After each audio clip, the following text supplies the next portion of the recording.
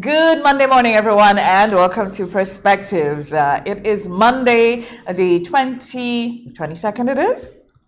22nd it is? Yes. Yeah, all day. Thank you, Senator Allie. It is Monday, the 22nd of November, 2021. Trust everyone is up and about. We'd like to welcome all the broadcast entities who are joining us to carry Perspectives live, MTV, on air, and online. Thank you for your usual coverage. Mikey Live, TNR Communications, Sister Isle in carriacou. And thank you so very much. KG9, our own Perspectives page, Partygrenada. We welcome you to the broadcast. I am Brenda Baptiste. Trust everyone is waking up alive and well. And if you're not too well, hope it gets better during the day as your perspectives change. It is now time to introduce our special talk panel of Senator Christopher Allie and Mr. Byron Campbell. Good morning, gentlemen. Good morning, Brenda.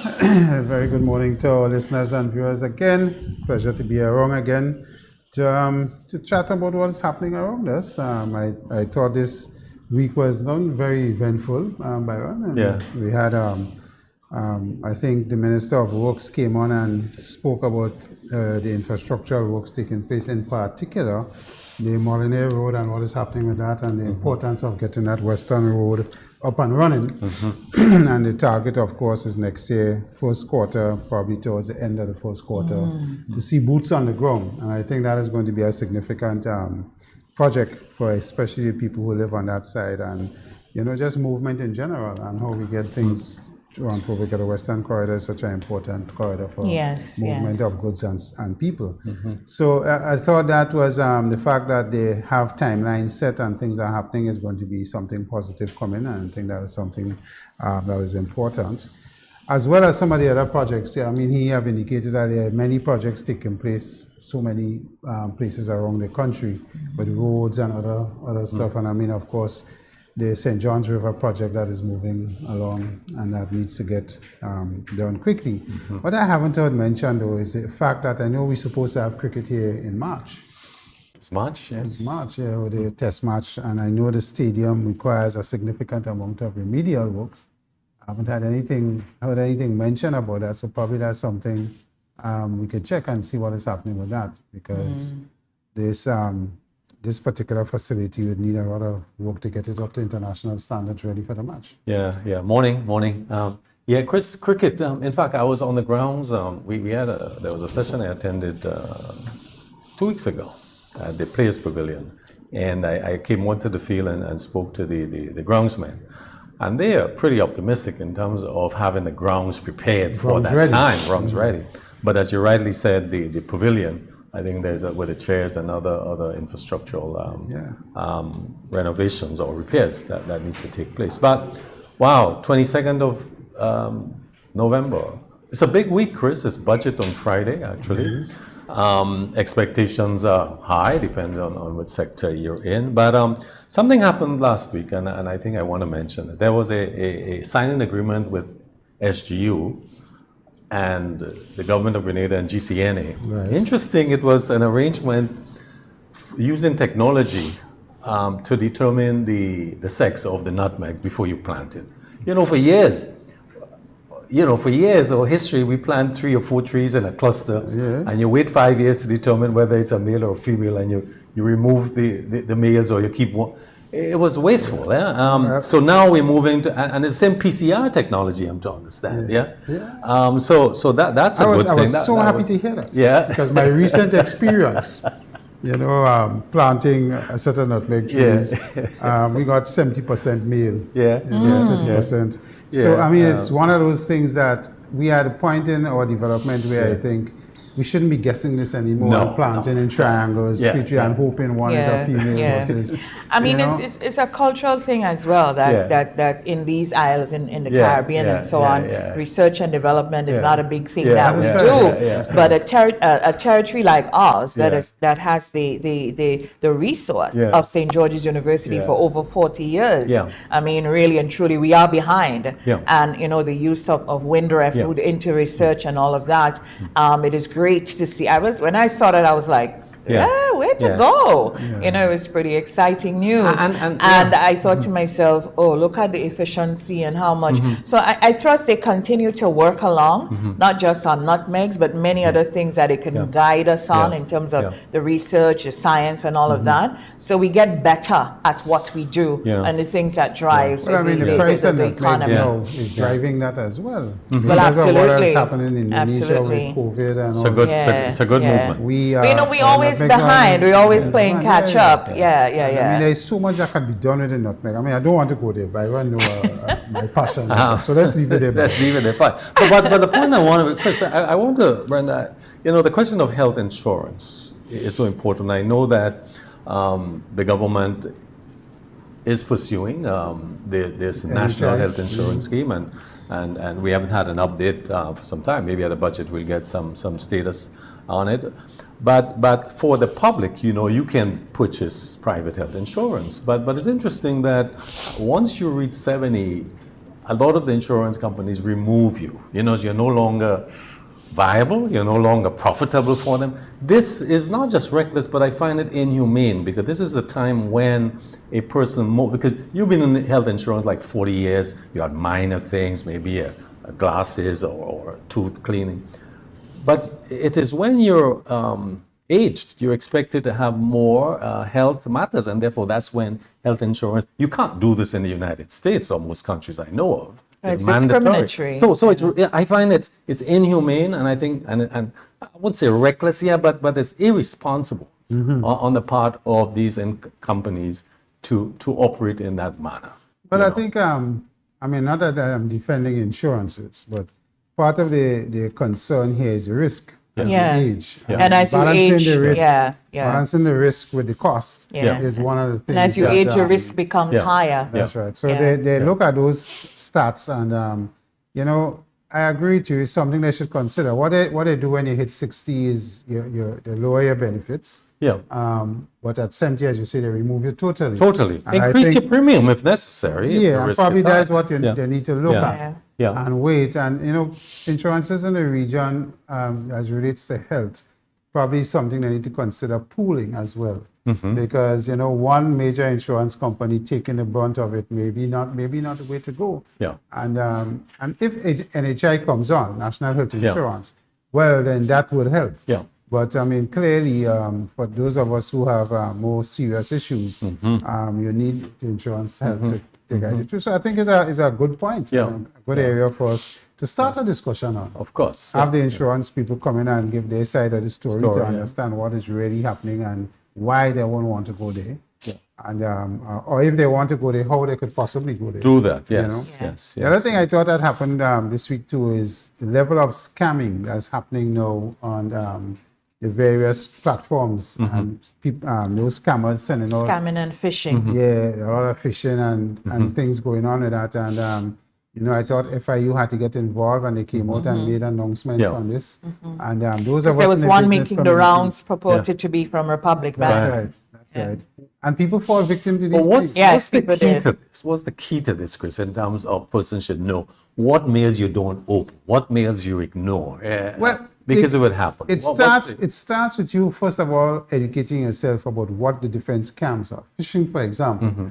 And these guys or these people will send out things to get information from you. That's the most important thing. They want personal information so that they could use it and exploit it and do things with it that they could get financial gain from. So the first thing you have to do is, in my view, if you see an email from something that sounds too good to be true, it's not. Oh, true. The other thing is, you get an email from somebody you don't know, don't open it. Simple little things like simple. that. I mean, and there's others you could use, you know. So you pay attention to those things. I get a ton of emails from all kind of sources that you're not clear about. And once I'm not clear, You I ever just got those delete from it. Africa that tells you, look, Something- there's a windfall. delete it. If you respond, you get the. I never take part in Something- bingo, you could win something. Exactly. Yeah, something that's overlooked a lot, and it may sound trite, but it's normally the giveaway with Yeah. these things Yeah. is the spelling. Yeah. And where there That's correct. are logos attached Yeah. is the authenticity Yeah. of the logo. Yeah. So, for instance, if Republic Bank or First Caribbean International, if they send you your statements, or they send you birthday greetings, whatever, you have an idea of what their mail looks like. Yeah. So what is encouraged, and I had to do this sometime last year with First Caribbean when there were some mails going out that were not from them at all. Yeah. So I was able to go back, look at their logo, look at everything, match everything, even the resolution, the color on the logo, that from the scammer was lighter, and they spell Caribbean wrong. And so, it's all these little things you just have to pay attention to. Someone comes into your Facebook Messenger or your WhatsApp with something, and let's say it might be Chris Allie that you're familiar with, and they say, "Oh, Byron, have you seen this?" There's always this question to get you to react immediately, because these people are smart. They're playing with your psyche. So, "Oh, Byron, have you seen this?" And your response should, or you don't respond, or you find Chris another way and ask, did you send something to my inbox? You don't go clicking on it, because have you seen this? There's an image there or a link, and you click on it and immediately you're compromised. So you really have to be very careful. Another major thing that they go after is people's greed. You understand? And to want of making easy money or getting easy gain. That they play on that, and they prey on that as a matter of fact. And they play a lot on the elderly too. And the elderly don't pay attention, like Brenda, they can't distinguish between. So I mean, the simple thing is, you never hear about this place. You never been. You never been in anything. Just because we might think we laugh and we think, but if you speak to the FIU, they would tell you about a number of Grenadians that have gotten that just to put it in Grenadian language, that get catch. It's not a joke. But so it is not trite at all. And at this time of the year, the frequency seems to increase, because they're trying. I suppose people tend to be a little more absolutely attention to detail, because you're in this kind of festive mood. And but read the NHI though. Last night,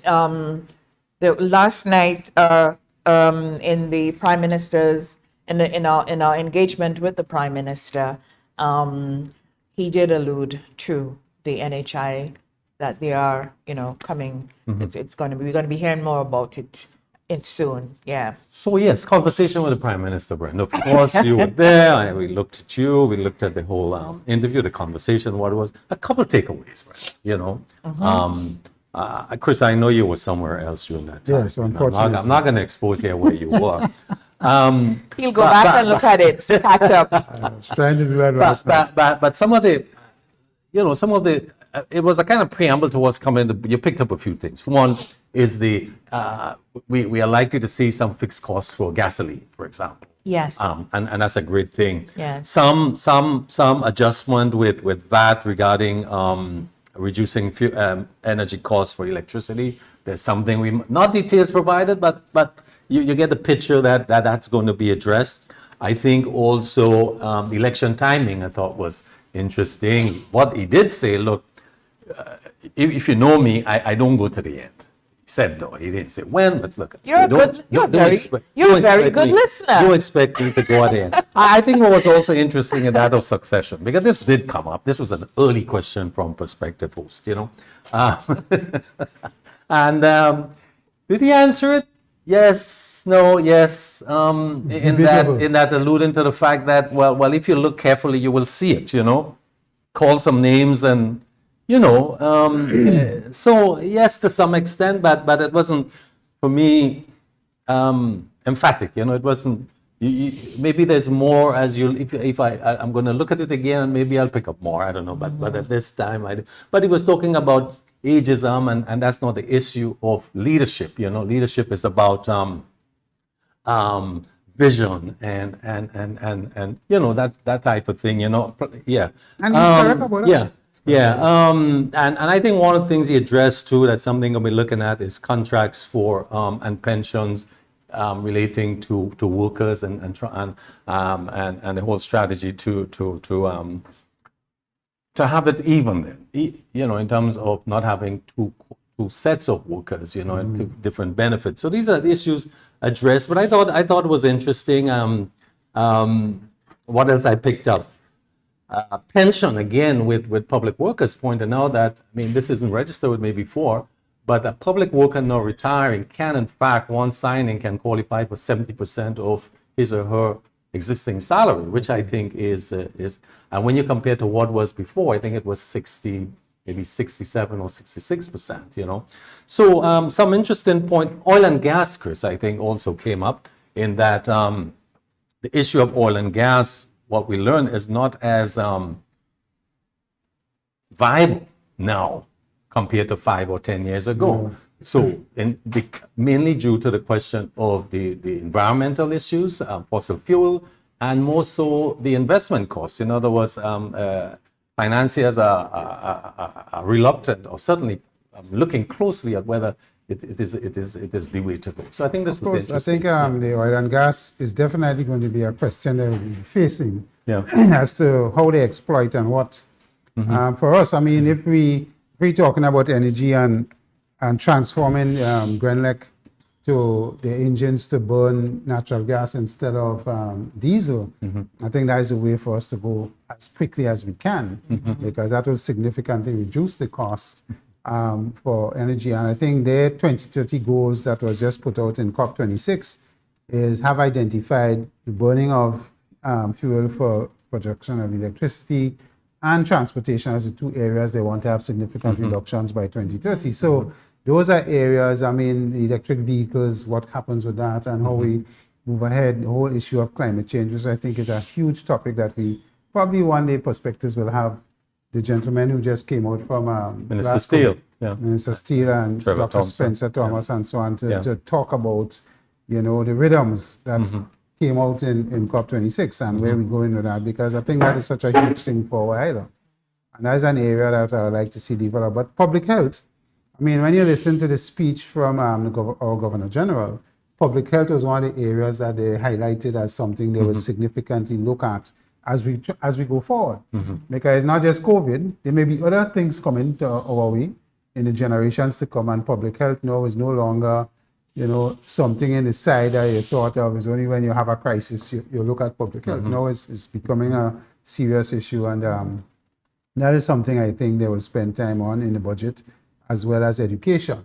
What is happening in education, how it's transforming our young people, the ups and the downs, you know, the pros and the cons of blended learning versus face-to-face, and will we ever go back to full face-to-face?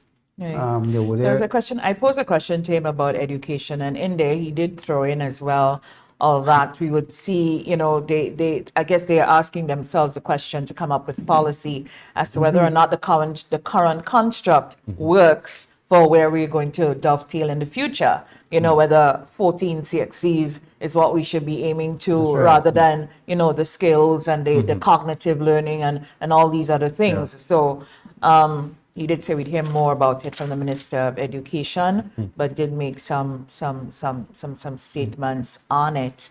I think the whole COVID crisis have just changed our approach, both business and government, and how we strategically approach things. It's a new world, and it has to be fashioned for the new way of living. I mean, in business, I could tell you that we have, you know, strategically we have changed, and we're looking at things quite differently. You must. Not only on the digitization side, but especially on the human resource side, and how you develop your human resource to deal with the challenges that we foresee may come as a result of the expectations of the new customer. And isn't that the most difficult part?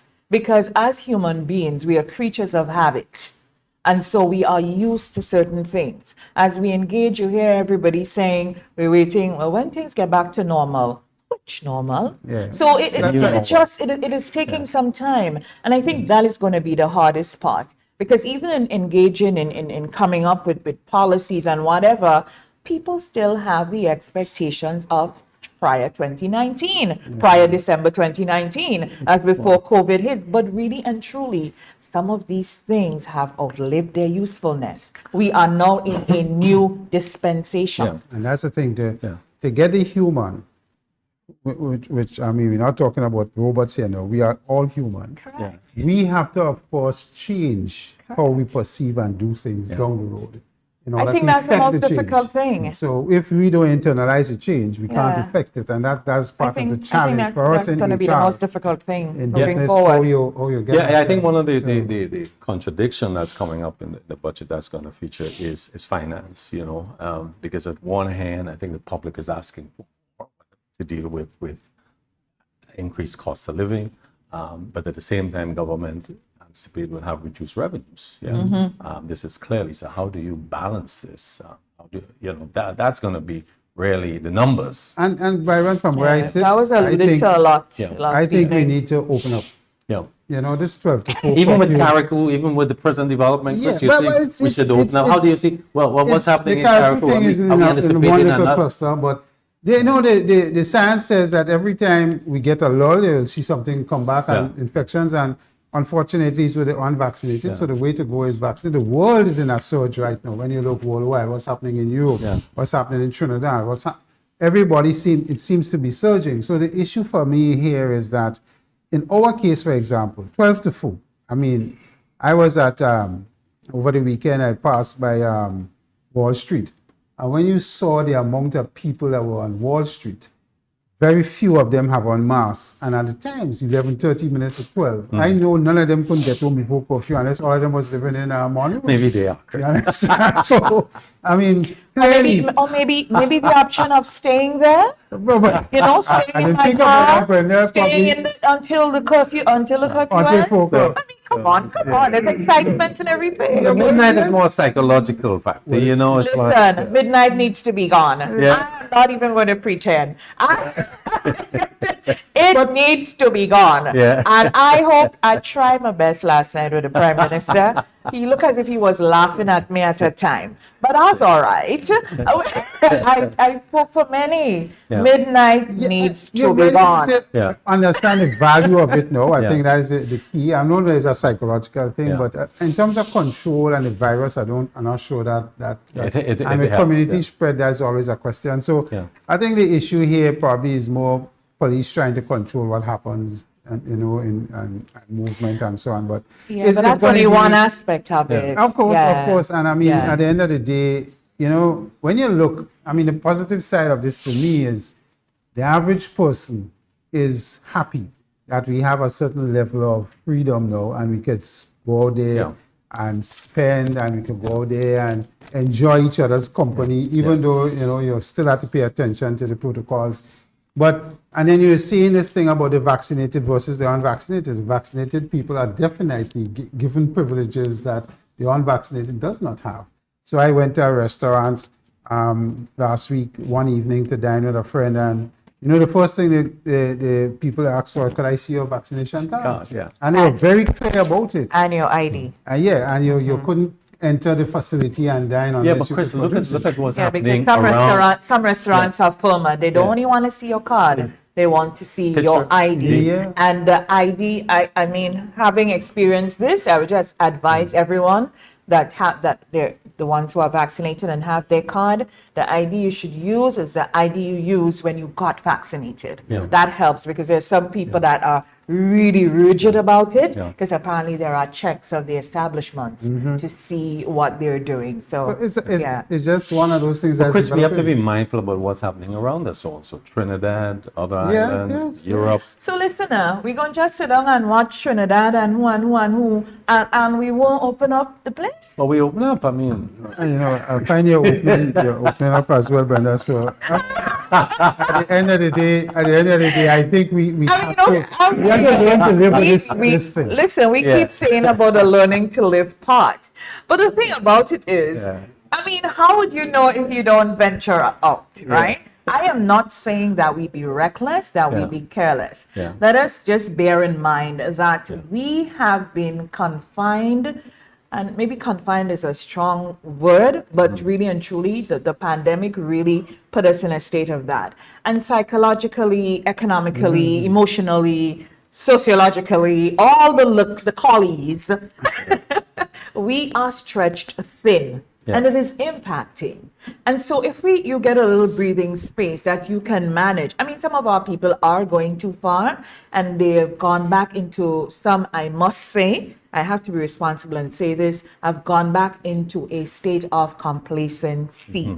We cannot afford that. All we had in September was our first wave. I mean, look, Barbados, they're on their third wave. Trinidad, likewise. And they're right next door. All we had in September, August, September, that was our first. So, and we had the epidemiologist, Sincere, last week, telling us, expect our second wave in the new year. So we have to be careful during this period. But we can't just sit down here and contemplate safety and just figure, okay, well, 12 o'clock it is, still we dead.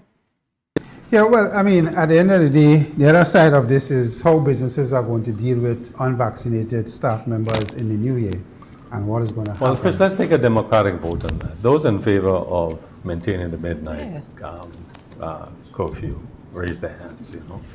I don't have no hand to raise.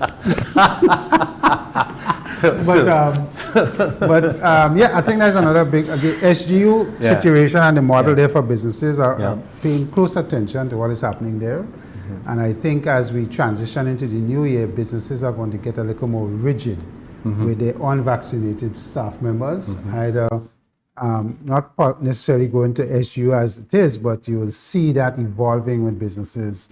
Unvaccinated staff members will have to make decisions as to how they transgress.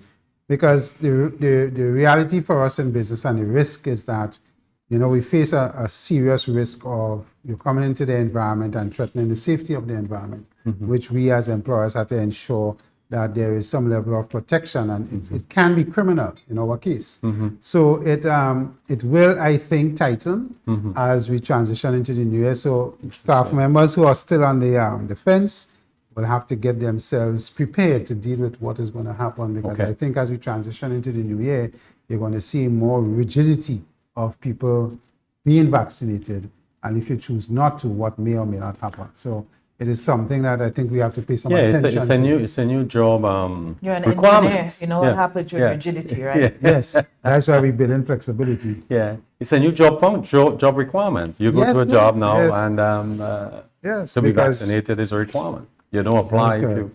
That's good. I'd just like to highlight something that someone sent me last evening, and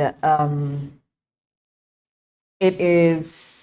I don't think they sent me the whole thing, but anyway, they sent me an excerpt and they say, Brenda, what are your thoughts on this?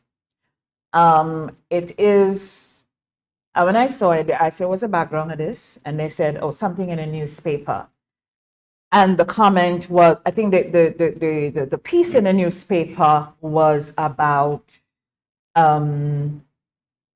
more about the NDC and what they were doing and what they should do and that kind of thing. The person probably was giving advice to the NDC, but the part they sent to me and asked all my thoughts on this, some of the thoughts I have on it I can't air here because it wouldn't be good for television or for radio, but I'll say this. In 2021, in Grenada post-COVID 2021, for someone to be putting in, open language, a newspaper, of that Lancipine white, you know, that kind of statement, actually writing, because they're making the point that, you know, when about leadership types and the kind of people you should go to and the kind of people you should engage. Let me say this. You see this classism thing? That's not making any sense. In 2021, Lancipine whites are Grenadians. Our ethnicity is of all kinds. European, Indian, Amerindian, just name it. So they are Grenadians. So I don't see any point why we have to be writing things about Lancipine, the address, and then white, right? How would we like it if we say Carriacou blacks, Tivoli ghetto? Nobody likes that. There's no point in that. We just keep the language. Okay, you don't have everything is not for everybody. You may not like mangoes, you may not like plums, but at least let's just be respectful. Let's just be decent Let's just be fair. Let's just stop. We already have yellow, green. Now we have vax on vax, right? We are fat, thin. We just continue down the path of divisiveness. Well, when will it explode? At what point? Well, you know, Brenda, at the end of the day, it's a humanistic point of view. And I don't know if that person who wrote that article drove through Lansapine, they realized there are very few Lansapine sites they put it. But that being said, I don't think I want to give that volume and time. I think it's just, as you say, it's just to call it out and let us move past that. And Grenada, you know, from all of the islands, we have never been into this racism thing as we've seen Guyana and other territories, separation between Negroes and Indians and so on. We have always had, and you know, when you look at our history, the people in Sates, and Guave and those that came to St. George were the ones from the estate owners and so on. Yeah. So I already, you know, that person obviously don't understand. We move on. Yeah. We move on. Yeah. We move on. That's I mean, that's just they are out of touch. But I mean, out clearly, of touch. You know, but take what it is about this thing. Totally out of touch, and these are the things we have to just reject in their fullness. Anyway, this is Perspective. When we come back, we'll introduce our special guest panelists. We take a break. We'll be right back. Get vax. It's your best shot. Hello. A message from the Ministry of Health.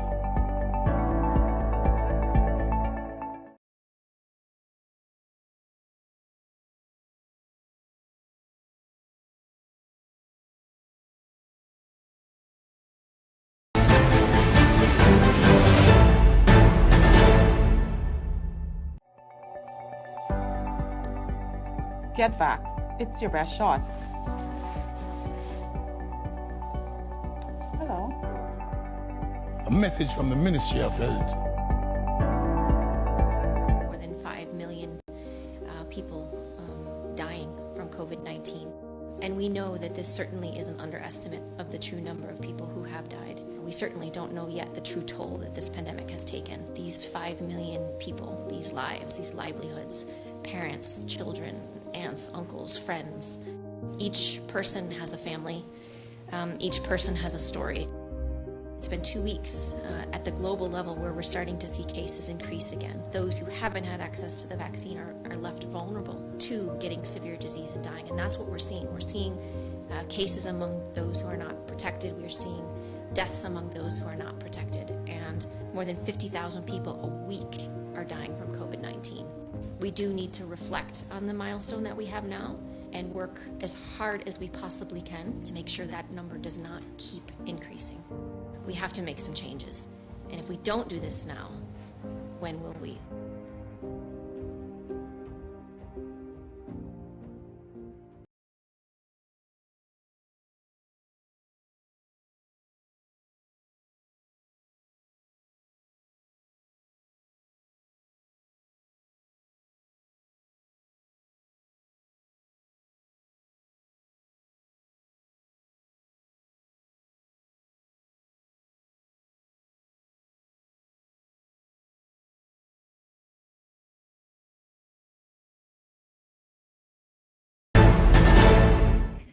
Welcome back to Perspectives. If you're just joining us this morning, welcome to the broadcast.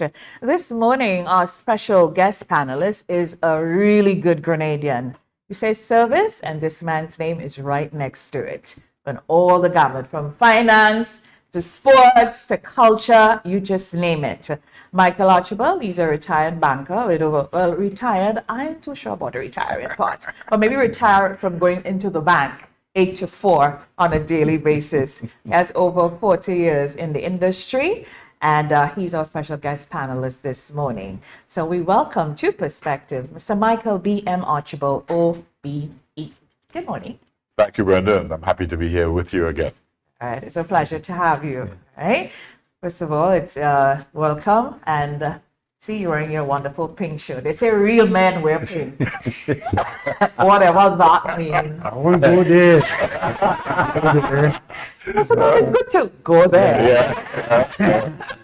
Yes. So, well, first of all, congratulations on you're the newest, you're the newly minted director on Grenlight Board. So, thanks for that. I think it's exciting news from what we know of you and your experience. I think Grenada will be well served by you being on there. So, congratulations. Thank to you, thank you, sir. Brenda. I Right. hope to give up my knowledge, my experience, Yeah. and whatever could contribute towards Grenlight. Absolutely. And with Grenada, we love, so more of us need to step forward in whatever capacity and do so. So here we are, COVID, all of that, and we really want you to give us some money advice and coping advice this morning. It's a time of the year that's coming up. There's so many expectations about, people just feel this thing about Christmas and the end of the year and all of that, just coming out of our first COVID wave and just the long time we've had.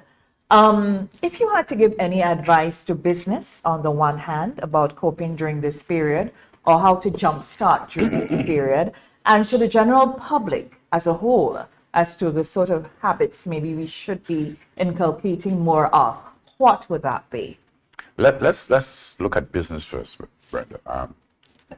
And before I attempt to give advice or really suggestions, and actually some of you mentioned some already this morning, think about what business has gone through in the last year and a half and what is back to the year coming. On the revenue side, revenues have declined in almost every business, in some cases by 50%. We're almost into what used to be called statistically a depression. So businesses are facing a situation, and I want to be clear, that situation has not stopped. It will continue for a while, where the revenues have declined in some cases by 50%. On the other side, your expenses look like it's going up significantly because of inflation pressures from fuel. We also have some inflation pressures from the logistics problems getting your goods done here. They don't know what the problem chain. Supply chain. Supply chain. And that, I think, is going to be with us for a while. But the real problem is going to be. So businesses, small, large, medium, have faced a situation where their revenues are down and there's serious inflation costs. On top of that, it looks as if the whole banking environment is included. Because when things are uncertain, banks tend to become cautious. So you might have a tightening of credit conditions. I haven't seen it yet, but it is possible, and that could involve also some increases in interest rates. So this is what companies are facing. So in the face of that, people have to sit down and really look at their business. And the first thing I want to do. From Mr. Archibald, just need to take a quick break and deal with a technical issue. We'll be right back. Stay close. We'll be right back. More than 5 million people dying from COVID-19. And we know that this certainly is an underestimate of the true number of people who have died. We certainly don't know yet the true toll that this pandemic has taken. These 5 million people, these lives, these livelihoods, parents, children, aunts, uncles, friends. Each person has a family.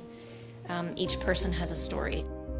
It's been 2 weeks at the global level where we're starting to see cases increase again. Those who haven't had access to the vaccine are left vulnerable to getting severe disease and dying. And that's what we're seeing. We're seeing cases among those who are not protected. We're seeing deaths among those who are not protected. And more than 50,000 people a week are dying from COVID-19. We do need to reflect on the milestone that we have now and work as hard as we possibly can to make sure that number does not keep increasing. We have to make some changes. And if we don't do this now, when will we?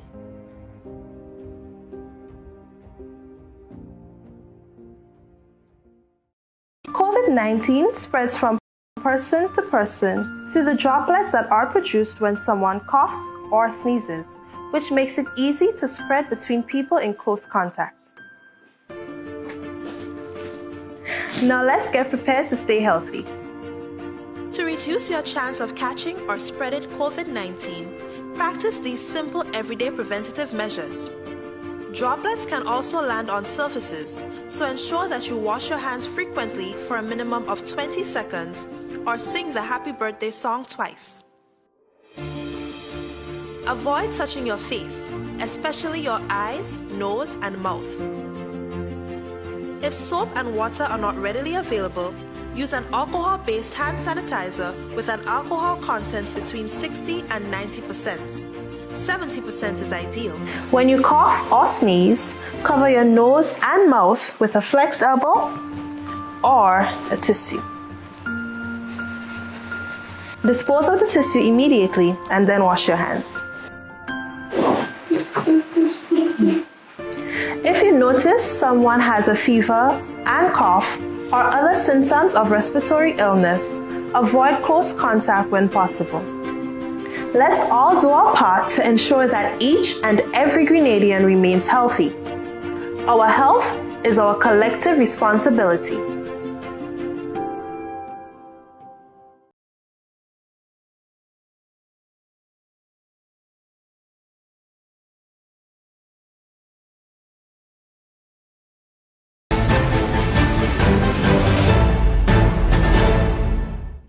Thanks for your indulgence. Viewers, welcome back to Perspective.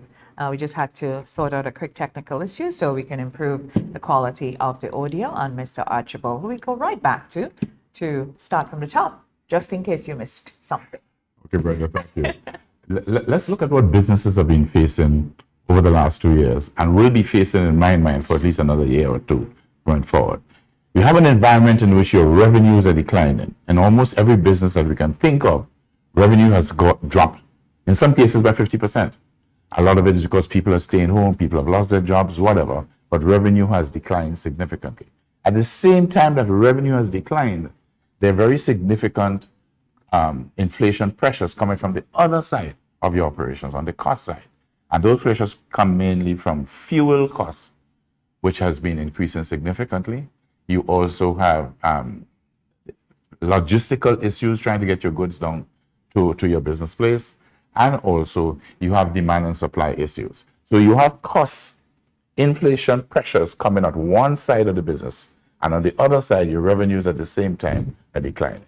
So you're facing business people are facing a very difficult situation. And I would suggest to business places that you sit down and think, really look into the future and realize that this is going to continue for a little while. What suggestions one has? The first one I have is one we tend to forget, and people don't think about it when you're talking about business, is I think the small businessman, the medium businessman, even the large business, must think of their own personal health first and foremost. We get so involved in what we're doing in the business absorbs us, ties us up, that we forget our own personal health. And I'm talking about physical health and mental health. I think each individual who is running a business, well, each individual generally, but we're talking about business, must think your diet, your exercise, your vaccine, etc., and take care of yourself. Because it's only when you take care of yourself, you can take care of your business, you can take care of your family, etc. That's the first thing. The second suggestion I would like to make has to do with innovation.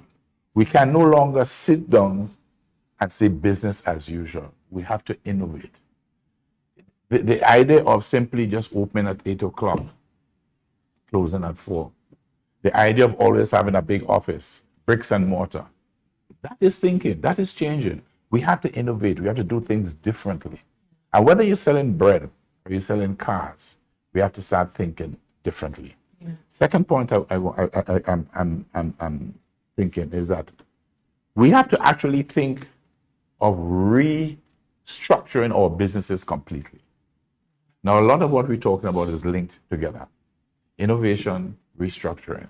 This is how I did business for the last 20 or 30 years. You can't sit and continue to think that way. And if we look at a lot of our businesses, we've seen it happening right here. Of course, it will always happen overseas, but you've seen it happening right here. Look at our restaurants. Look at our supermarkets. You can sit at home now and have your goods delivered straight to your house because the supermarket has recognized that it cannot be business as usual. And they're innovating. They're looking at their entire business model and seeing how can I change that business model to suit the present circumstances, what has happened to us now. Right. We have to stop thinking of only going back to this bread and this brick and mortar and office. We have businesses now that exist on the back of a bike. And that is how we have to think. I was sitting with my brother and his daughters, they're talking, and we got hungry. So thinking in the old way, myself and my brother thinking, well, we ought to get up and go and find something to go. His daughter just pulled out her phone, she pap, pap, pap, and in half an hour, food was delivered. Yeah. Think about that for a moment. So the two older heads were there thinking, oh God, we got to get in the car, and we got to do this. And she didn't think. She didn't even have to think. Boop. And the stuff was delivered. And there's this guy arriving with a bike. It sounds foolish, but it's part and parcel of what is happening and what must happen if your business is to survive in the present circumstances. Another point I want to suggest before I pause is we have to get leaner. Businesses have to get leaner. We have to eliminate surplus, eliminate extras.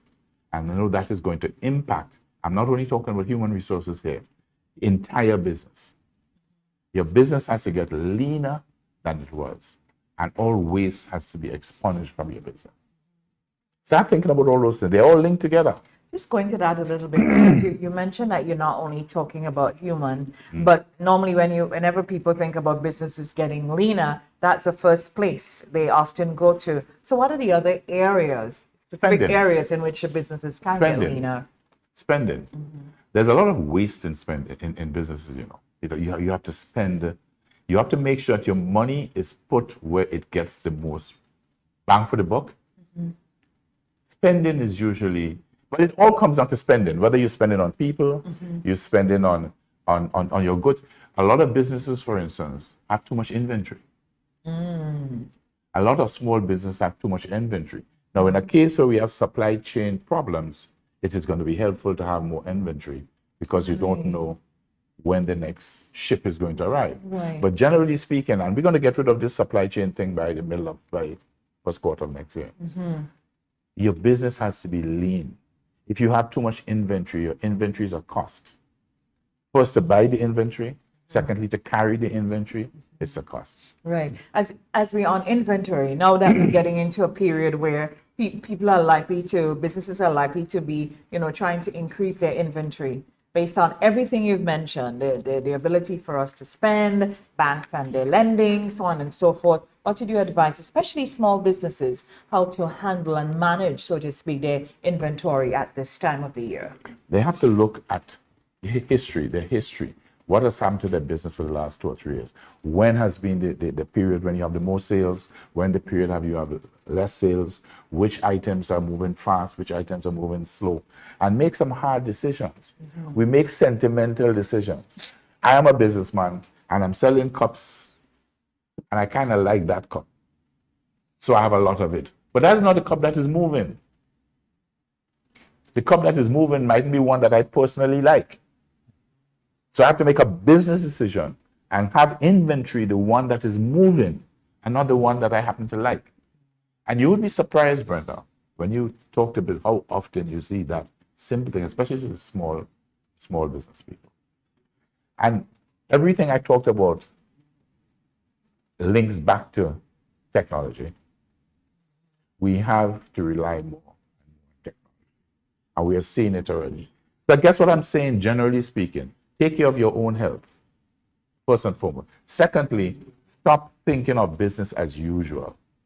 Start thinking of how can I change my business model to suit the changes that are happening, to suit the demands of the new, because the customer is changing. Yeah. And you see this thing where we had to stay home for a month and a lot of people stayed home for a year. The entire view of how they live has changed. Absolutely. The entire view of what they want from you, the businessman, has changed. So it's a time of upheaval. And usually upheaval, while there's chaos, there's also change for the good. And you want to make sure as a business person that the changes that are taking place benefit you. You write those changes and you don't sit back and say, this is how I have always done it. And therefore I'm going to continue to do it. That's it, the most fundamental thing I think I wanted to. Senator Allie? Oh, well, I certainly agree with Mr. Archibald on mostly everything that he has said there. I think one of the greater challenges we also face in business is the issue of, I put it simply as conflict of interest, because here we are asked to strategize. And normally when we strategize at business, we tend to do 2 and 3 year plans to look forward to see how the environment has changed, how we need to react to this, or try to be proactive and look ahead to make the changes even before they come. But what this new pandemic and COVID has shown us, and that's where the conflict is the level of uncertainty in predicting forward. And how you build that into your models and into your business model is going to be the challenge for us as bigger businesses. But could you imagine a small business, a mom and pop, with 2-3 people that don't have data to understand what is happening, as Michael pointed out, which commodity sells better. That requires you to pay attention to detail and the data. Most of the mom and pop businesses are engaged in just surviving, and surviving from the point of view, you are the production person, you are the sales and marketing person, you are also the finance person, is all you doing everything. So now to pay attention to the data and to see exactly how more efficient your business could become based on what you do is the challenge that they're going to face in a big way. And as Michael pointed out, because of the speed which things are changing in this new environment, spurred on by technology, obviously is another challenge, the small and medium size. How do they keep up or react to that speed? That to me is also a major challenge. But I think the most important thing I'm hearing is, this thing about work-life balance. There's a new term for it now, Michael, about paying attention to your personal and what you do. I think is so important because you need a greater clarity of mind now to address the challenges that we face. And that could only come from the fact that you must pay attention to that work-life balance, your health, your family, those of us who believe in a spiritual side. All of that is part of your work-life balance. And it grows us, I think. Those of us who are leaders in our businesses, whether you a business of 3 people, but all of us have leadership roles in different things. And this is where the challenge comes to me in how we do that. But my question to Michael and his view on this is, one of the things that we see coming up now is disruptors and the identification of disruptors for business. So take, for example, tourism. The biggest disruptor in the tourism industry has been A&B.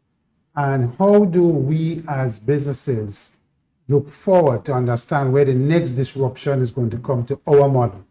And how do we react to that and deal with that? What is your views on it? I don't think there's any one way for you to identify what the next disruptor is. You simply have to pay attention. You have to read. You have to look at the news. You just have to be open. I think that's probably the best way I can put it. You have to be open to new ideas, new suggestions. Some of them sound crazy like hell. Look at Uber. Yes, another major disruptor. I mean, geez. If you had told people 5 years ago, 10 years ago that you'd be able to just call, they'd say you're crazy. So you have to be open. You have to welcome new ideas. Somebody come and they say something, it sounds foolish. You can't just throw it out. You have to pay attention to the news. You have to be, see what is going on around you all the time. And talk to young people. And I find young people say things, they imagine things, and they see things because they're born in a different generation from a lot of us. Yeah. Listen to them. Don't discard what they're saying. I want to go back to one point that you made that I thought was so important. I think the days when the mom and pop could just keep the information in their head has gone. Given the cost of a laptop now, and what is that accounting thing that everybody uses? QuickBooks.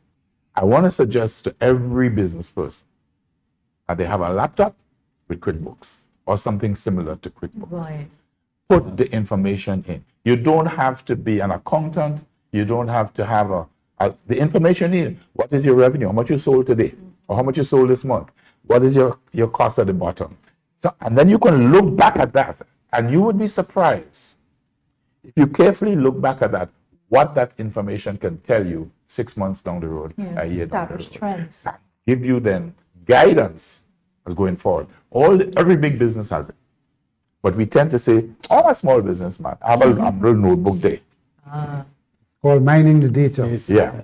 I always say in our program, Pointy, that, in the past, when I was on marketing board, there's always this complaints that they sell and they buy at low prices.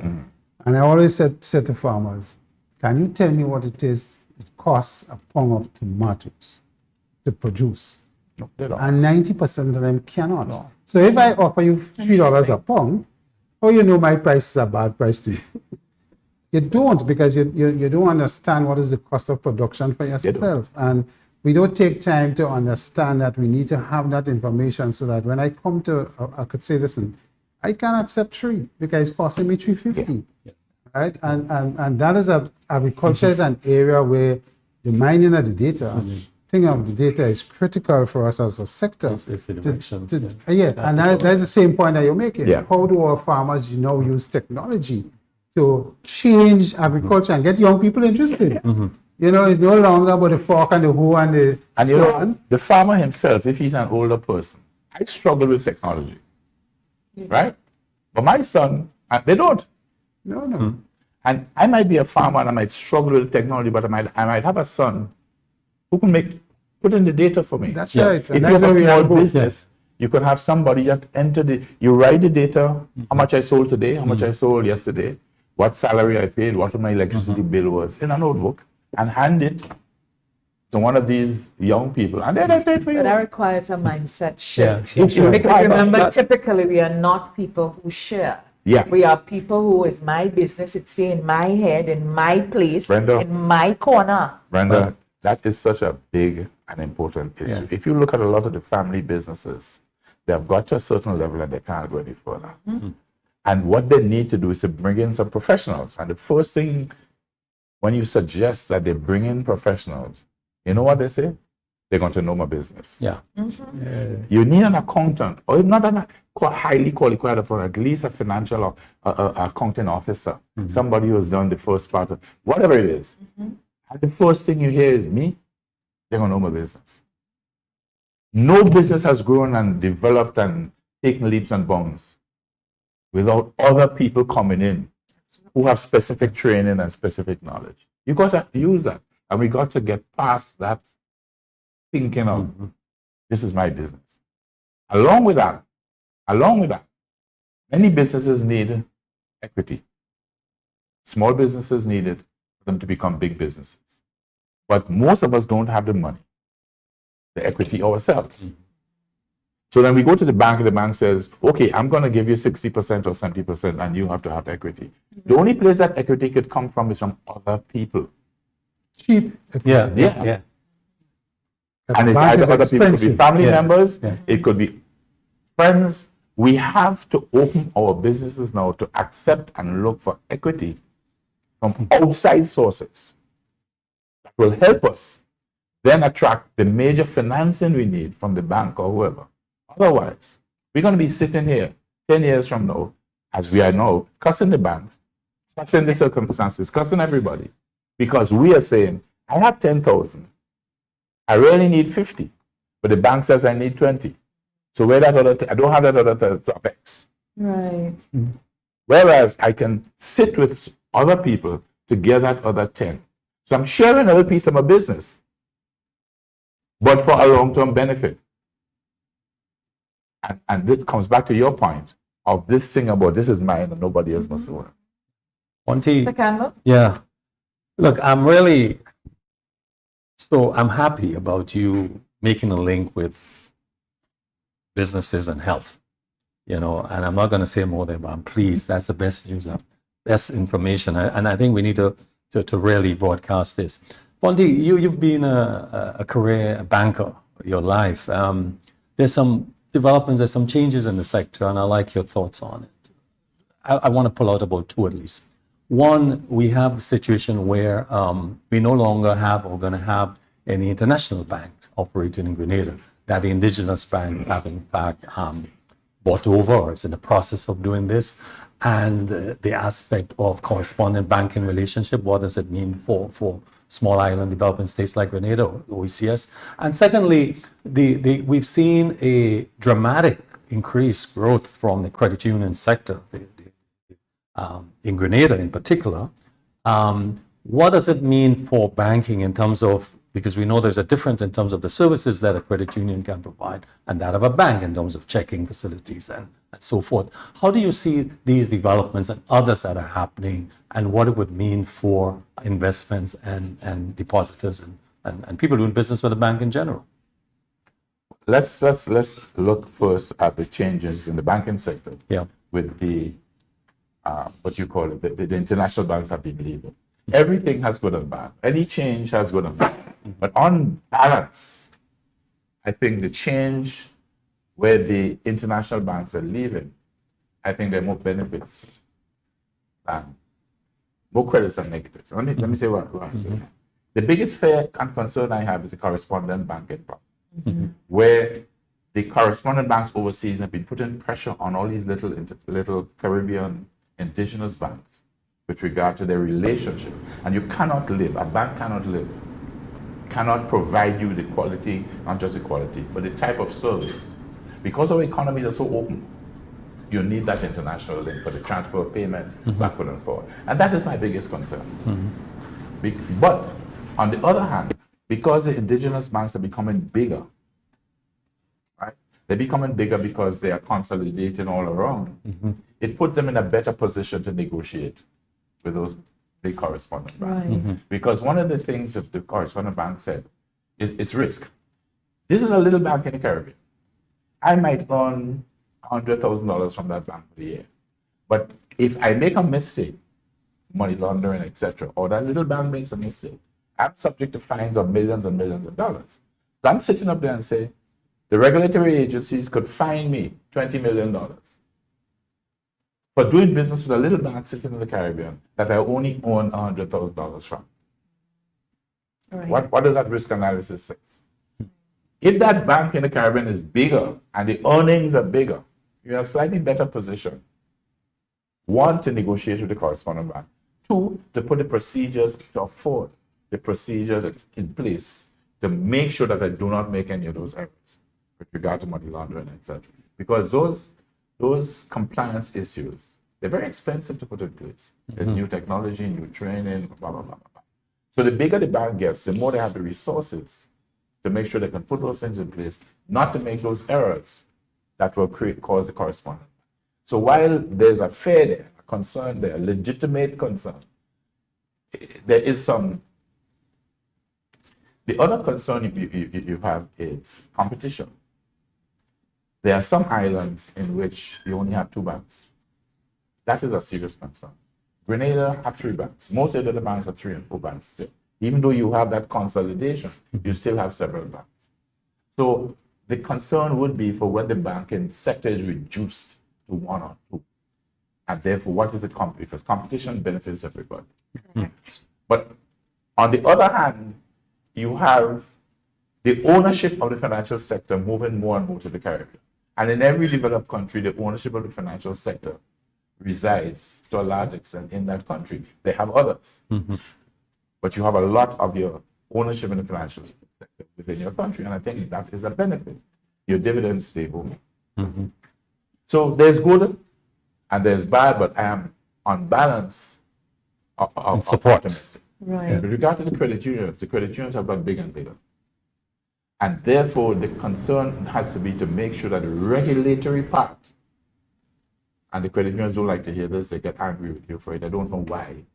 The banks are well regulated and fully regulated. The credit unions need to be regulated to the same degree. That, to me, that's just, par for the course. But it is a good thing because the credit unions again are locally owned. So if they're getting bigger, hopefully they have a better understanding of the needs of the people of the country than an international bank. So if they have a larger part of the pie, hopefully our citizens will be better served. I mean, those are so I have no negative feeling or think there's anything bad because the credit unions are getting. Should they be given the same rights as traditional banks? Because they are appealing to the central bank. They say no. They say no. The banks say yes. We have to see how that works out. We have to see how that works. Well, I mean, as a past credit union person, president, and so on, I think the issue too is there is a certain amount of regulation within the credit union. There is. and some of the bigger credit unions have compliance departments to monitor things with AMTL and so on. So there is that, and that has come over in recent times. But I think the major concern for the traditional banking sector is the level of regulation that ECCB imposes on the banking and versus the non-bank. And credit unions fall in the non-bank. And the philosophy of credit unionism is quite different to banks. So there is this tussle and so on. But credit unions are now moving into things, areas that traditionally they weren't. So take, for example, commercial lending. That was an area almost exclusive to the financial banks, traditional banks. Credit unions are now moving into that area and getting bigger into the area. But so if you decide to get there, you have to decide that the regulations must be tighter. Because it not only threatens the sector, financial sector, it also threatens the credit union as a business. Yeah. Because one bad commercial loan, and my friend from the banking sector can tell you, when you have to take that hit, right, and that loan goes bad, what it can do to your portfolio and the profitability and the risk and so on. So there's a lot more that needs to be considered when you decide you want to dabble into other areas that you traditionally were not into. And the training, as Pointy will tell you, that is involved, how you train your loan officers, how to assess risk. There's a lot more. Pointy could go more detail. But I think that's where the credit unions will be challenged. And ECCB, as the chief regulator for banks, and not having a say in the non-bank, I think we're going to get to a point where the non-bank sector has to come under the ambit of ECCB to some degree, because they cannot this risk, and this is an OECS risk, you know. Remember, the credit union movement in Grenada is a $1 billion business. In the OECS, it's even greater, right? They account for billions of dollars in our financial space. So they're not a small player. Right. And any major systemic risk that comes in a credit union will affect all of us, banking and non-bank. So that regulation has to come from a ECCB type organization that says, no guys, if you decide to play here and your influence, we now have to be paying closer attention to your policies and your other things that needs to be looked at. Maybe that can be one of our post-COVID changes.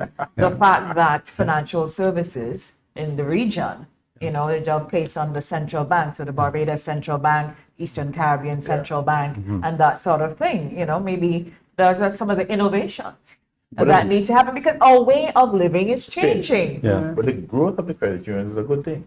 Of course, absolutely. And I don't know why they are so concerned about the regulatory part of it. It is a good thing. You're getting bigger and bigger. You have a larger slice of the pie, and you will get an even larger slice. And that what will come with that is regulation, and that is pretty standard and to be expected environment. So protection for the consumer, One of our areas, Mr. Archibald, and it is so big to the GDP of the country, tourism. And with all the challenges, I mean, the threats and the opportunities we've had with the pandemic, and of course, globalization in general, if you had to suggest anything based on where we are now, what advice would you give on some of the shifts and some of the things we should make and some of the things we should continue to do as it relates to our tourism product? One of the things I would like to see is an improvement in the number and quality of our the small businesses that are linked to tourism, the tour operators. Take Annandale Waterfall, that kind of thing. And those, in my mind, should largely be owned by locals. Right. We need to have those types of businesses, those types of spots within tourists go to, improved significantly. And I'm seeing a significant improvement. And I'd like to draw them to one in Annandale. There are lots of others.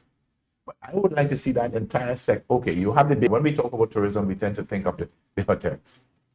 But there's so much more in tourism and so many linkages. Look at the linkage to agriculture, which to me keeps being forgotten.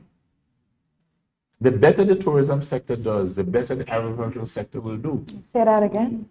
And you hear, but Because we pick one we put against one the against other. We don't realize. Yeah. I don't buy into that at all. Yeah, I agree. The agricultural sector benefits anytime the tourism sector improves. Absolutely. What we want to ensure that it benefits more, Correct. Yeah. that we increase what is bought from the local agricultural sector by the hotels. You would be surprised when the hotels are in full going and you go down there and you see the truck there, small, I don't know if you call it a small farm, arrive with their pickup, loaded with produce, and the hotel take it all. Somehow we don't see that. Right, and if they just, and conversely, the hotels have been out of business for a good year. And the So farmers- speak to those same farmers, and they will tell you their situation. Yeah. What we have to make sure is that they improve their technology and the way they do their farming, so they can produce the crop year round. They can produce it at a particular standard. So when they go to the hotels, everything is bought because they have brought it to the certain standard. But not only agriculture, the arts and crafts, the entertainment, and the other bits. Transportation, yeah. Yeah. To me, that is where we need to improve. We talk about a blue economy. We need to improve the orange economy. It's entertainment, experiences, Is that and all the orange economy. Yeah. Culture and Okay. entertainment and all of that. So I see where you're going with the experiential part of the tourism. Yeah, I just saw somebody did a really a nice thing in Monlong. It's by the riverside, That's right. and Saw so that on you can over go the out weekend. Is that right? so I'm excited Yeah. to go there. Yeah. So You we're know- now having all these Unique. developed. So we must congratulate, the Commercializing GTA of the and the tourism authority and so on Commercialization of the sites. who are doing Well, that is what that commercialization. is where I'm looking for and hoping to see a lot of. Yeah. Think about flowers. Just think about flowers for a moment. When you go into the hotels, there are all these vases of flowers in the hotel room, etc. Yeah, but It's some- our- I'm, it is our- I'm hearing that sometimes we don't have enough. We Yeah, don't we- have we enough. don't. I'm That is hearing correct. that. There was a yacht pulled in here one time 2 years ago, one of these big fancy yachts, and the guy decided he was going to shop. He wanted fish, he wanted flowers, he couldn't get it. Couldn't get enough. He couldn't get enough, and so he went somewhere else and got it. Yeah. So there's these linkages, these commercialization of all these other aspects of tourism is where I would like to see. And you have two big tourism projects. I don't know if they're going to come on stream or when they're going to come on stream. But supposing they do, that pushes your demand up considerably for agricultural produce, for fishing produce, for all these other commercialization of these other Right. issues. Having said that, though, we really at we at a point where we either go this way or we just Level up. right. So what do we do to prepare our people and all of the people? Because sometimes around Grenada, you get the impression that okay, some of you, all right, Charlie, go so, but all of our people, Brenda, don't. you don't know. At least he's honest. One of my biggest concerns right now is the division. I tell you. Not only our divisiveness has got worse. I don't have an answer. I'm just concerned. Right. We have always been divided on matters of politics and religion. The political divide has got to a level that is an abyss. What's the right word? It is now a chasm. Yeah. And that to me is a real problem. And on top of that political divide, we are getting confrontational. So I have an opinion, whereas before Chris said, well, I agree with you, and we make a little thing and we disagree, and we go our way, and next morning we drink a rum. We seem to be going past that now, where if I have an opinion and you don't agree with it, I want to get up and come in your face. Correct. Yeah. And even if I am talking to you and the topic is difficult or I have to get something from you that may be challenging, that I just can't sit and look you in the eye and ask you. I have to bang at Yes. you. Yeah. You know, Yeah. because unless I'm doing this, then I'm doing nothing. You know, this requires leadership. And unfortunately, to answer your question, it requires leadership. Unfortunately, in this little island, when we think of leader, we think only of the prime minister and the leader of the opposition. That's true. At every step in our society, there are leaders. Correct. In every sector of our society, there are leaders. Correct. But what we have in Grenada, not leaders, are people in leadership positions who are not acting as leaders. True. We have more followers in positions of leadership who simply go with the mass, simply go with the noise, and do not try to say to their people, look, maybe we should consider this, maybe we should consider that, maybe this might be a better option. So we are lacking in leaders. We are full of people in leadership positions who are not acting as leaders. And we have to stop thinking of leaders as just the prime minister and the leader of the opposition. Around the prime minister of any government, there's a set of ministers who are leaders. Correct. In the credit unions, there are leaders. In the business community, in the bank, there are leaders. Supervisors are leaders. You have the religious leaders. My concern is that those leaders are not leading, and they are just following. They are just going where the biggest noise is, where is the easiest road to follow. And that's what my concern is in trying to answer your question. The leaders have to lead. The leaders of every sector, every level, every group, whether it's political, whether it is agricultural cooperative, the business leaders. I'm very disappointed in our business leaders. We are very quiet. We just kind of... Why? You think people might be concerned about their own... It's a lot of adjusting, I know. Yeah. Why do you think they're quiet? I think our focus is in the wrong place. Oh, okay. If the country does better, we do better. Correct. And when you start thinking that way, then you start thinking differently. If the country settles down and does better, who's going to do better? Whether you're NNP or NDC, you're going to most likely do better. But we're all Grenadians. We are all Grenadians. I put it this way, yeah? That I'm sorry, if I sounded a little passionate, but I'm a passionate person. I like passion. Yeah, I was going to say that it occurred to me that some people believe that when a political party gets elected for 5 years, that if you're in the opposition, development don't take place, it stops. And so you should stay back, you should not get involved. But I promote the fact that regardless of the party in office, we should all get on board and believe that development continues, that we don't sit down and wait for 5 years for another change, but we get on board and work with whoever forms the government. I try to live my life that way. Yeah, it's important. Talking about the fact that I was recently elected today. Friendly. And I have two sorts of reactions. Yeah. But my philosophy is, and I have served on boards for NNP, for NDC, for GNP, for the revolution. Because my view is, if I have something to offer, I have a skill and knowledge, a training and expertise. And a government says, listen, Mr. Archibald, we know you have this sort of knowledge, background, expertise. Yeah. Can you serve on here? I'm going to do it. It's important. Yeah, that's what we all should be doing. Yeah.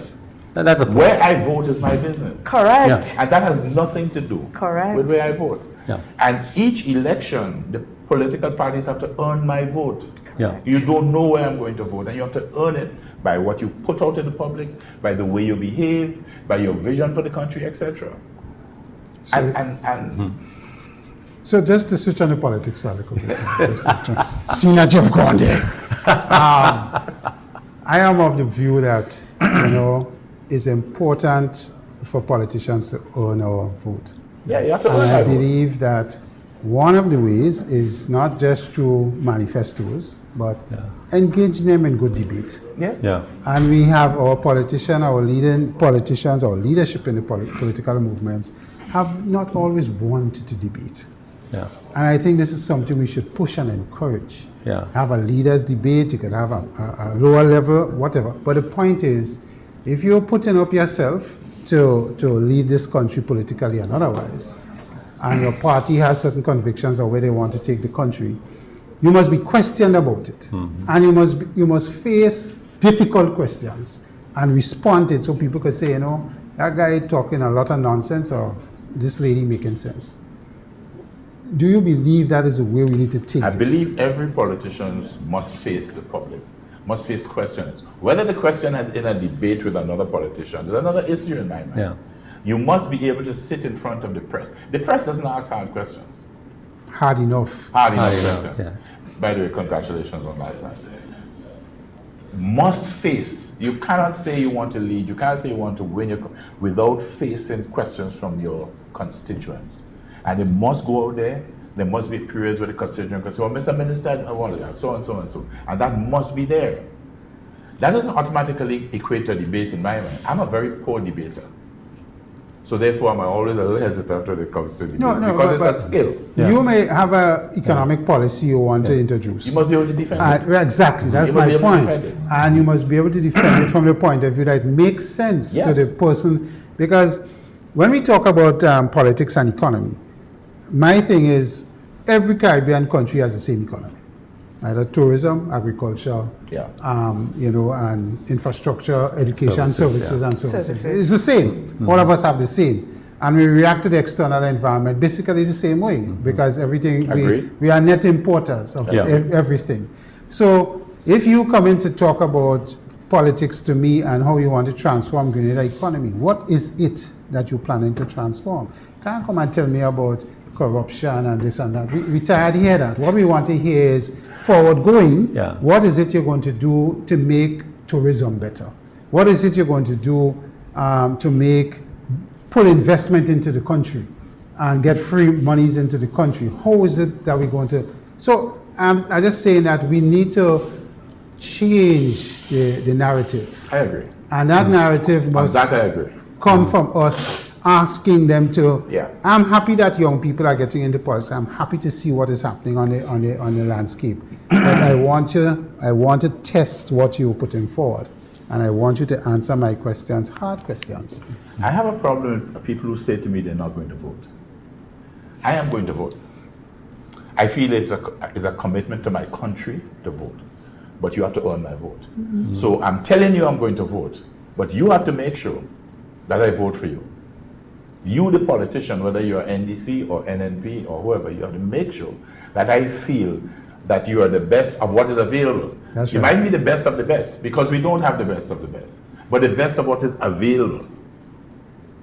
So I could vote one way this time, I could vote another way another time, based Yep. on what is before me and how you have handled the questions and the discussions of what you plan to do with this country. But again, it is that what you gentlemen are saying, that's ideally how it should be, but that is not how it is. Because what has happened is that the division again, and somebody asked this question of me recently, and I said, give me some time to think about it. And they laughed. They said, well, you just could say an answer in May. I said, no, I need some time to think about it. And yes, I went away and I was thinking about it. And it came to me when I was reading a book that our system, our Westminster system, elections, an election is a competition. It is a competition. We have a competition to decide Yeah. who takes care of the people's business. Whenever you set competitions up, what happens? The people for and against. Once you set up a for and against scenario, to me, you are entering into with a different sorts of energy. So, this might sound, Brenda is a dreamer. Yes, I am. And all of that. But I think the more we examine a lot of the things, the way our Westminster system is, the way, the governance structure is set up, the way we choose our leaders, the way the people get to represent the people, all of that. I mean, those processes create a certain reaction and a certain behavior. Accepted. And I think so I don't know. But you it's see, for us to what's change. going to happen. But I can talk to you and disagree with you and debate with you without fighting with you. That's Well, right. Yeah. hopefully, I don't It's a know. competition, you have to be for And and you see, against. there's competition and competition. Yeah. I could run a race. Look at athletics. We run a race, but there are rules Correct. and regulations. within Correct. the race. Correct. I can't trip you Correct. and win the race. Correct. Yeah. So I'm saying, yes, it sets up this competitive environment. I don't have an issue with the competitive environment. I am just thinking that we have taken it to a level that is no longer beneficial to the country. Correct. That's where I'm going. Correct. And anybody, if you notice anybody who does something, anybody who acts, creates, attracts a whole lot of criticism. The Yes. doers are always criticized Yes. by the non-doers and the idlers. Who do you stone? Who do people stone? They stone the ripe fruit, you know. Think about that for a moment. Yeah. Fruits that are damaged, or the green fruits. But they pick the green fruits. So they stone the ripe, and the doers are always, doers make mistakes. Yeah. Because you're a doer, by the very nature of things, Yeah. because you're a doer, you're going to make errors. And you have the non-doers who just sit there and spend their whole time attacking the doers. Well, that's their contribution to the doing. But the point is important, though. I mean, Chris, you recall... Which is minuscule. Chris, you recall a couple elections ago, we were working on a national debate.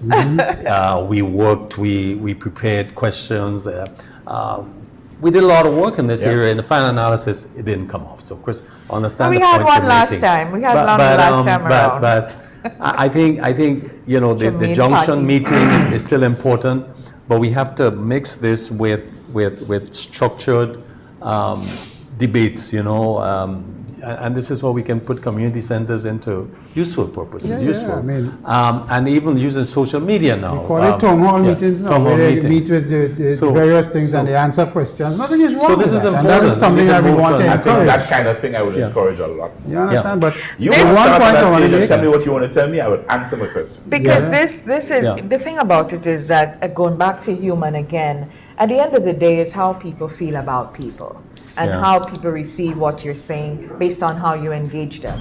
And it depends on your engagement style and so on, and how they would react in a certain way to it. And I mean, as a young girl, I saw how that worked very, very well when Prime Minister Bishop went out and sat down with people and spoke about things But to Brenda them wasn't only Prime Minister and got them everybody. A lot of the other Correct. leadership within the revolution were always out there.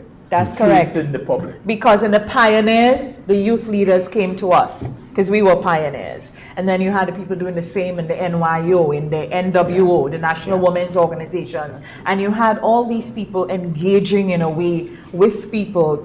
I mean, we've lost that. Everybody go home, they close their gates, and they're on their tablet, they're on their phone, you know, looking for the next bacchanal, so to speak. We change to social media. Yeah. And, so we have to, I think, at the end of the day, serious concerns about social media. No, it's on you. I mean, that's where we go to. I love it. That's where we go. No, I do. I seriously do. Yeah. That's where we go to for information and for me, a lot of entertainment, right? So we have to. It has to be a critical component in anything we do now. We're just not going to get away from it. But at the end of the day, who we are, how God made us, or whatever you believe in, Allah, Jehovah, Buddha, whatever, how we were made, the energies we transmit human to another, that will never be lost. And so if we do not capitalize on that in whatever endeavor of life, we ain't gonna get nowhere. But that is where leaders and leadership come in. And that is where I think we have fallen down. Again, we think of leaders only as the leader of the government and the leader of the opposition. We have leadership positions where we should have leaders scattered throughout our society, and they are not leaders. They are not leaders. They are simply taking the easy way out rather than leading. Leading involves making hard decisions. It involves telling your people, you see, this way, you might like this way, the easy way, but that's not the best way. It involves giving people options and helping to guide them. And we are not doing that. Our leaders are not doing that. Well, and we keep saying Sure, one the Prime final Minister and thing the leader of the opposite. They're not the only leaders in the place. our young people, you spoke about a young lady that ordered the food and got it home to you. Were you thinking in the own way? Yes. Our young people are not going to sit by and accept this. I have a young people in my house, and when we talk politics, the first thing they say, well, I am not impressed with what is being put forward. You know, I want to hear what our leaders have to say about this issue and that issue. And whether they get the information via social media or through a public forum, or they go to a political party thing, event, they are into what exactly it is you saying for me to get me the next 10 years in Grenada in a certain way and a country. They are not going to accept this nonsense that we have, you and I accepted long ago, where we dance and and so on. The generation of the ites are dying. The generation of I think where your family were Garyites. And the rest of the family was supposed to be people are more Nobody wants exposed to do it, but that's where I'm going. We are more more exposed to- enlightened. exactly. We are more enlightened. So, we are as more Pointy is saying, educated. that leadership thing you're talking about We has have our to own change. opinions. Because these are the people that in the next generation, you and I have to sit down and look at and see what they're doing. But at the same that time, if they want to be offer has our to change. leaders, we have to be careful as well. No, And I agree. you But know, yeah. our young people are not going to sit by and just accept the traditional. And that is the challenge, I think. I don't know that all of us as anybody leaders young, have to face. I don't know that in this new dispensation of the world, that anybody is accepting what obtained prior 2019. We still have it. Pre-COVID. That's what Pointy is saying. Saying, yeah. The family businesses are example. Yeah, now business people, there's a lot of new ideas coming through in business here in Grenada, but there's still too many of our business community who still thinking pre-2019. So to go back to our original discussion, what you really want to say to them is stop thinking pre-2019. Start thinking of where your new environment, your new community. Fear of change is a Mindset. real Mindset. thing. The hardest part will be the human adjustment Yeah. to everything that is happening. Fear of change is a real thing. And it's a very, very real thing. Yeah. Right? And chaos. We are creatures of habit. Chaos. And we don't like to be upended and so Chaos. on. I'm a creature of habit, but I want change. When you say chaos, when you say chaos brings good, it's a hard thing to do. But out of chaos, out of melee, quite often comes significant change. True. Not only that, significant opportunities. An opportunity. That's in what I chaos. was There was opportunities. there was when Timothy Antoine just became the governor of a central bank. I looked at him. He gave a sermon at a church in St. Kitts, and I remember him saying the sermon.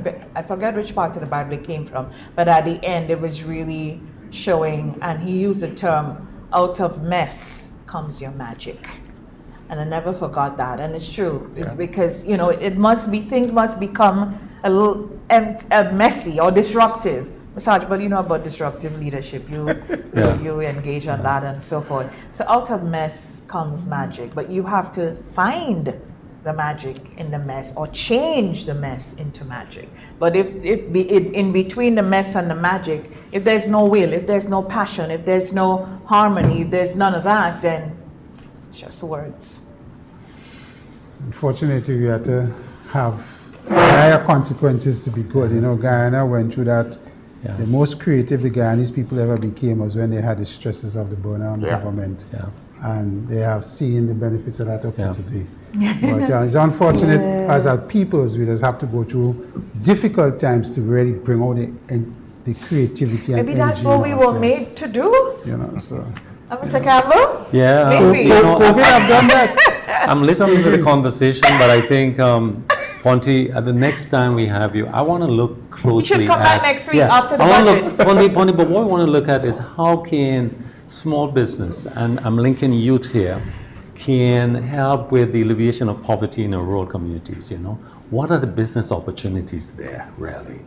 Because we can, it's no longer turning to government for employment, you know? That's correct. A lot of it is falling, and how is the financial sector can support and respond to this? Yeah. I think this is a conversation we need to have, because I think it is dire, and there's some initiatives taking place, but I'd like to hear more about that and how we explore this a bit more. It'd be nice to have you back after budget on Friday. The financial sector probably could have you and someone else. Certainly changing how they do. Why you avoid the budget discussions? I find they don't lead anywhere. Yeah. Oh, okay. From as far back as I could remember, I've avoided the budget discussion. Okay. I have taken part Right. but I have a voice because I find they don't lead. I am for the budget or against the budget. I'm for the government or against the government. Yeah. That's where the Okay. discussion goes. But For I have real. never Yeah. debated the budget that way. So you need to listen to me the next time. We will. I have never debated Yeah, but the in a budget that general way. sense, he's correct. That's Yeah. how the discussions pan out. Usually Yeah, does, Yeah, because even people that you bring on, they say, an economist or whatever, it depends on what their convictions are, how they feel Yeah. about a particular government. That's Yeah. the way they go. Yeah. Instead of just providing. I have economists said to me privately that they like this, and that they go on the TV and disagree with it because they disagree. It's with politics, it. yeah. Yeah. That's As I said. the Not from the environment heart. in which we live. It's not from the heart. That's the environment in which we exist, regrettably so. Yeah. Thank you so much, gentlemen. Thank you. Have a great week. What's coming up this week, Senator Allie? I always want to know what you're doing in the week before I see you next Monday. I know Mrs. Daly takes in the week. I have a lot happening with me during the week. Oh, okay. I'll be very busy. Good. Very busy. Apart from budget, I'll be very busy. Yeah. Right, Another okay. action. My business supposed to be doing well at this time because as I said the True. last Yeah, time, yeah. Joy I'm not and colour. promote, but Yeah. bringing color into Joy your and life. colour, But Exactly. yes. Color. Yeah. So we're Color. busy with all the challenges at point. You mentioned Yeah. logistics, this, that, and all. Yeah. So we're busy Yeah. trying to Yeah. make sure we have products for our customers who, so Please, yes. keeps me busy Yeah, and out good. of trouble. Mr. Campbell? That's great. Well, this week, we know we're in project implementation a lot. Right. And we're preparing for a mission, but it's on Zoom, which is good. So with these missions, you need reports and updates, looking at your numbers, your deliverables, and this kind of analysis. So I think the staff would be involved in a lot of this kind of work. You think So you'll it's ever leave that type of work? huh? You think you'll It's ever in my leave? head like projects, It's like. But what I like there though, that and I mean, look, you know what gives me hope on Partygrenada is the quality of our young people in terms of their Oh, yes. motivation, their I have skills, plenty hope their with it. qualification. That gives me hope. Yeah. We are in a good way when I look at this. We're in a good place with them. Absolutely, I'm impressed. So my role is kind of creating the kind of platform and kind of wisdom, and they're good. They're smart. It puts me in a Yeah. position where I can withdraw great. with grace. To yeah. go and Keep swim, doing that. swim longer distances. Absolutely, Keep doing that. Yeah. So Mr. that's a good Archibald, thing. before you leave, I know you mentioned, so it seemed like you looked at our engagement with the Prime Minister last evening. Yeah. So your thoughts on it? I thought there were some good questions. Last night. And I'd like to see more of that actually. What about the answers? Huh? That is Yeah. the important thing, the answers. The answers were quite good, I thought, actually. Okay. There's sometimes, depending on the question, that you went around. All politicians. do. All politicians, they went Yeah. wrong. There was a Yeah. question Brenda asked that he went wrong, and I laughed to myself because he was going wrong. But all politicians do Yeah, that. yeah. I'm talking about on balance. Yeah. Was a reasonable engagement on balance. I think. Very good. I didn't see it. I but, would like to look see at it. those things open to any media representative who wants to come. And that's the point I was making earlier. Any media Where representative. our I Prime think- Minister was I think- posed with good questions Yeah, there was some and, good and questions. searching questions. Yeah. And how he answered and so on obviously influences and impacts all of us as we move forward. Yeah. I think On choice. he has done this engagement for the last year. It was not a press conference. It was because really the people there, his engagement yesterday was with those of us who host current affairs programs and other talk shows, right? Okay. What he has had during the year. It wasn't open to the He media. had per what se. he'd been having is engagements with the media. So there was 4 before this, where he engaged journalists, reporters, newspaper, radio, independents. So there were a couple. I think for every engagement, he had either 4 or 5 people in there. So I think ours yesterday was either the 4th or the 5th. Okay. Right? So he's like seeing different people. That apart from the regular, because when you call a press conference, right, what you haven't done is engage a press corps. And that could run the gamut of the press. Well, I and then the misunderstood. prime minister, no, because it was billed like that. So that's how everybody took it. So then what the prime minister does, then a press conference, questions come left, right, and center on various issues. And but in our conversations, we had the conversations with them. And of course, you have questions. And at this time, there were things that the public wants to know, you know, that was ours. But no matter what, when you go out there, it's always competition again. So the question become a competition. Who's there become a competition or whatever. But that's what those engagements were. The succession question was quite interesting. Everyone seems to think so.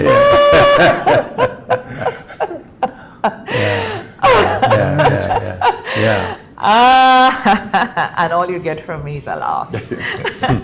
Thank you so very much, and thank you for sharing with us, and really, really appreciate it. Congratulations again, and best wishes in your new state. You have lots of work to do for us at Grand Lake. Lots of work. Lots of work. Thanks everyone.